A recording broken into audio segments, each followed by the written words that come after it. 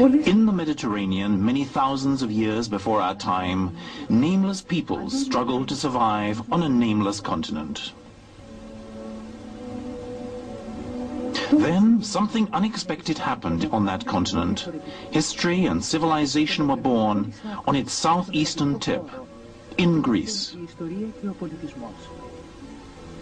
The Greeks called the nameless continent Europe, and the newborn civilization was Greek.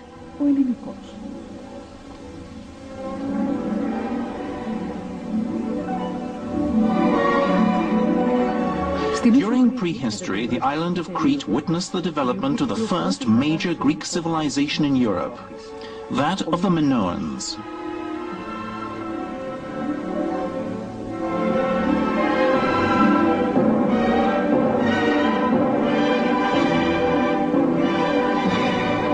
The Minoan Cretans and the Aegean islanders went on to create an unprecedented seafaring commercial state extending throughout the Mediterranean and beyond. They went on to construct harbors and trading houses. They were to be followed in time by the Mycenaeans and other Greeks.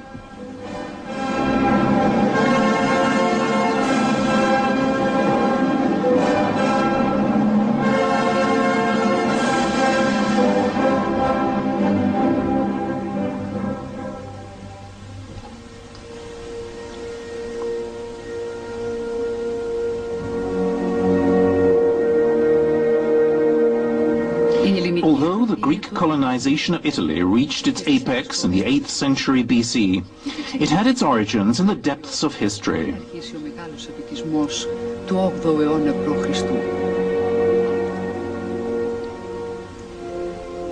A host of Pelasgians from Greece were to settle in Italy.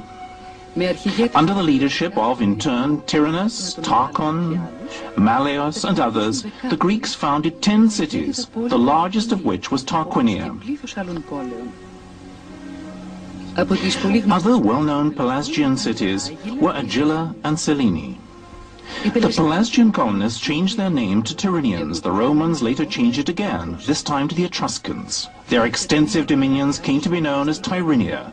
This was also destined to be the first Greek name for Italy. Evandrus built the city of Pelandio on the site where Greek Aeneas was later to found Rome.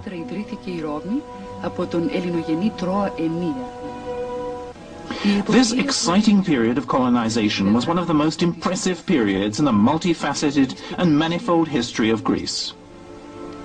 Greek colonization was one of the routes by which Europe found its way into the historical period and the main driving force behind the rapid development of European civilization.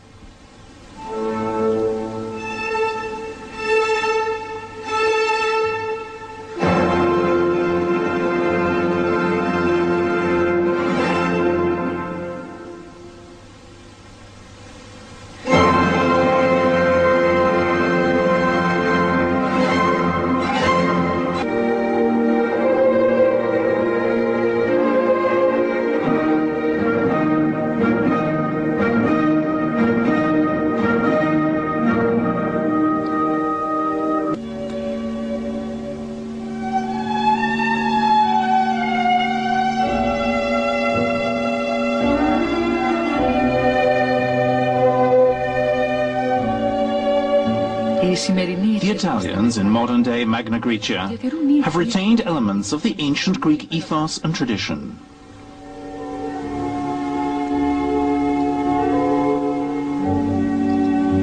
They habitually visit nearby ancient Greek temples as a form of pilgrimage.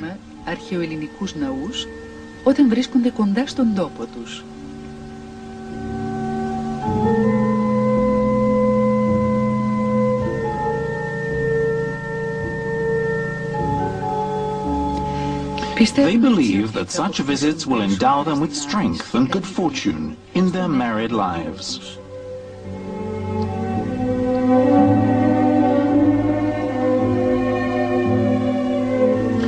We weren't sure whether to believe this until we came across it for ourselves. This couple in the temple of Poseidon at Posidonia.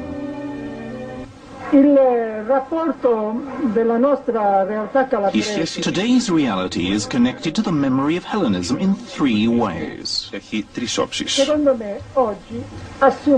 The first is the relationship which emerged from the benign superiority of Hellenism. The second is the remembrance which lies deep in our imagination and our hearts. The third is the love and nostalgia we still have in our souls, even when we let it show. Ακόμα και όταν δεν το εκδηλώνουμε. That's why our whole nation is still aware of the relationship with the Greek world, opposite us, on the other side of the Aegean. Με αυτόν τον κόσμο που μας κοιτάζει από την άλλη μεριά της θάλασσας.